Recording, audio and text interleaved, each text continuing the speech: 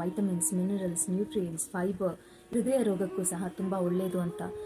ಬದನೆಕಾಯಿ ಕಫದೋಷವನ್ನು ಮತ್ತು ಪಿತ್ತದೋಷವನ್ನು ಹೆಚ್ಚಿಸುತ್ತೆ, ಅಂದರೆ ಉಷ್ಣಾಂಶವನ್ನು ಹೆಚ್ಚಿಸುತ್ತೆ. ಹಾಗಾಗಿ ಯಥೇಚ್ಛವಾಗಿ ತಿನ್ನೋದ್ರಿಂದ ತುಂಬಾ ಕೆಟ್ಟದ್ದು ಆರೋಗ್ಯಕ್ಕೆ. ಮೂಲತಃ ದಕ್ಷಿಣ ಏಷ್ಯಾ ಖಂಡದ ಒಂದು ತರಕಾರಿ.